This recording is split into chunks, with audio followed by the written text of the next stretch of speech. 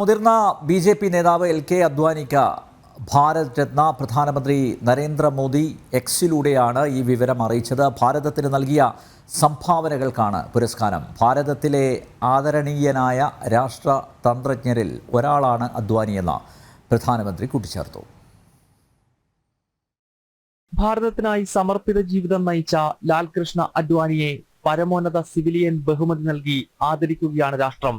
എക്സിലൂടെ വിവരം പങ്കുവച്ച പ്രധാനമന്ത്രി നരേന്ദ്രമോദി അദ്വാനിയെ ഫോണിൽ വിളിച്ച് അഭിനന്ദനം അറിയിച്ചു. ഇന്ന് ഏറ്റവും ആദരണീയനായ നേതാവാണ് എൽ.കെ. അദ്വാനിയെന്നും ഭാരതത്തിന്റെ വികസനത്തിനായി അദ്ദേഹം നൽകിയ സംഭാവനകൾ ബൃഹത്തായതെന്നും പ്രധാനമന്ത്രി ഓർമ്മപ്പെടുത്തി.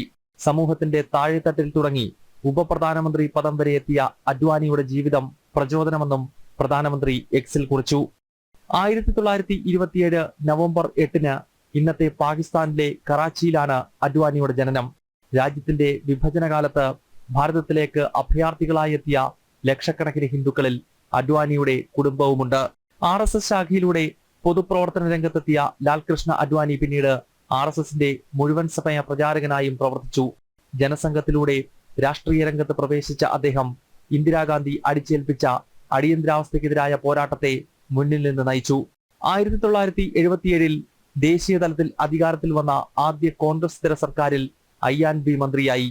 1990 സോമനാഥിൽ നിന്നും തുടങ്ങിയ രാമരഥയാത്ര രാമജന്മഭൂമി മുന്നേറ്റത്തിന് കരുത്തു പകർന്നു. अदालत का फैसला क्यों नहीं मानते? अदालत क्या इस बात का फैसला करेगी कि यहाँ पर राम का जन्म हुआ था कि नहीं हुआ था? आपसे तो इतनी आशा है, बीच में मत पड़ो, रास्ते में मत आओ, क्योंकि ये जो रथ है लोक रथ है, जनता का रथ है, जो सोमनाथ से चला है और जिसने मन में संकल्प किया हुआ है कि 30 अक्टूबर को वहां पर पहुंच करके कार सेवा करेंगे और मंदिर वहीं बनाएंगे. 1980 രൂപീകരിച്ച ബി.ജെ.പിയെ ലോകത്തിലെ ഏറ്റവും വലിയ രാഷ്ട്രീയ കക്ഷിയായി വളർത്തുന്നതിൽ അദ്വാനി വഹിച്ച പങ്ക് നിർണായകം. രാമരഥയാത്ര മുതൽ 2011 ജനചേതന യാത്ര വരെ ഭാരതമെമ്പാടും നടത്തിയത് 6 രഥയാത്രകൾ. 1998 ദേശീയ തലത്തിൽ ഭരണത്തിലെത്തിയ AB വാജ്പേയി സർക്കാരിൽ ആഭ്യന്തരമന്ത്രിയായ എൽ.കെ. അദ്വാനി പിന്നീട് 2002 ഉപപ്രധാനമന്ത്രിയായും സേവനമനുഷ്ഠിച്ചു. രാജ്യം കണ്ട 7 ഉപപ്രധാനമന്ത്രിമാരിൽ അവസാനം ആ പദവിയിലെത്തിയത് അദ്വാനിയാണ്.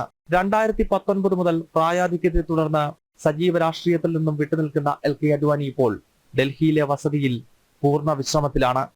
ജനം, ഡൽഹി.